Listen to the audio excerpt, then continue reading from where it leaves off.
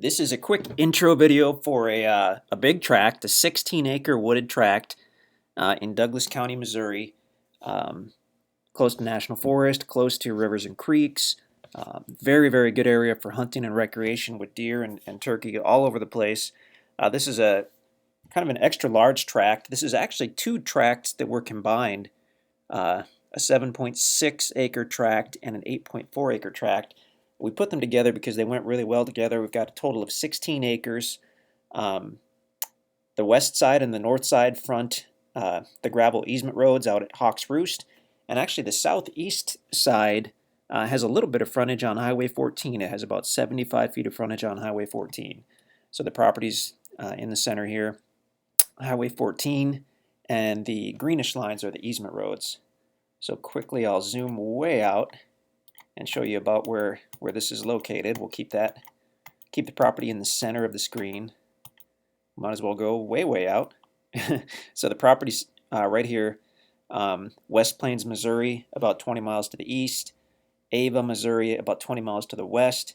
If you go north, it's not labeled here, I'm not sure why, but that's Mountain Grove, Missouri. So those are the three towns that I know of because they all have Walmarts. So those are three of the regional, mid-sized regional towns. As far as larger cities, about an hour and a half to the northwest, we've got Springfield, Missouri. A little over an hour to the west is Branson, and there's some other stuff as well. But this green shaded area that you see is a tract of Mark Twain National Forest. So it's very close to a huge tract, like 50,000 acres of national forest, which is pretty cool. Not only for the hunting and the trail riding, but also for the fishing and swimming and all that good stuff.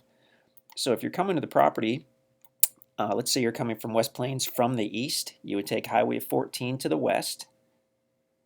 I believe it's 15 or 20 miles. I actually don't have the directions directly in front of me. A good landmark is you'll see Highway W going to the north. That means you're getting close. So you'll see Highway W, you'll continue, and actually there are a couple ways to get to this property. The best thing to do is print out all the maps and come out here and check it out. And once you've been out here one time, it'll be pretty easy, but it can be confusing the first time. So print the maps, and if you can get the MapRight app, we can send you this link for this actual interactive map, and you can open it up within the app, which is really, really cool. It's a great way to see the property because it will have this actual map, and there'll be a little colored dot to indicate where you are. So it's very good in getting to the property, and for walking around the actual property, you can tell, oh, I'm at the northeast side, or whatnot. So you have to get the MapRight app on your phone or tablet. It's a free app, and then we will email you the link for this map. So as long as you can get email on whatever device has the app, you can do it, and it's fantastic. So anyway, here's the property again. You can take, this says County Road 255. It's actually County Road 250. You can take that on around and take the easement road from there, or you can continue to the west, and there's the easement road actually comes right off of the highway a little bit to the west of the property. So you take that, double back, and go to the property that way.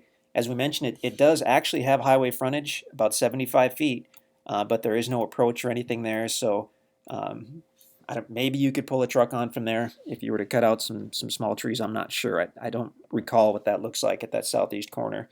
But as far as putting in a culvert and an approach or whatever, you'd have to talk to the highway department about that. But so let's look at Topo Map, and that'll show the property really, really well. We love Topo Maps.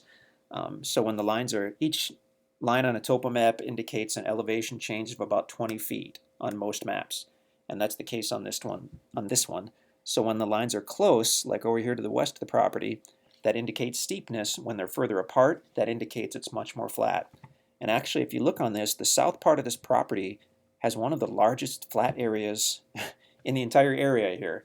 I mean, this is pure Ozarks, so there's a lot of ups and downs and hills and hollers and whatnot, but the south portion of this property is extremely flat. As you go toward the north and toward the east, it starts to slope down, and on this north side, you actually have the start of a little valley, so potential for a really good-sized pond or maybe a lake there if you wanted to put a dam somewhere over here and get some of that runoff. Also, if you hike around a little bit, when I see a valley like this, I start to think maybe there could be a spring in there.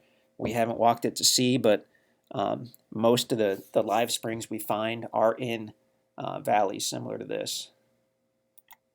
Here we go. So yeah, it just happens to have an extremely flat portion of property on the south half. Very, very usable property for camping or hunting or possibly building a home or a cabin.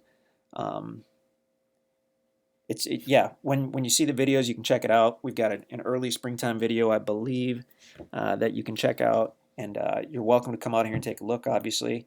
But ultimately, just go to the website at InstantAcres.com. Look in the 10 plus acre section for the 16-acre tract, or you can give us a call in the office or send us an email at sales@instantacres.com, and we would be very excited to talk to you about this property or any of our properties. InstantAcres.com.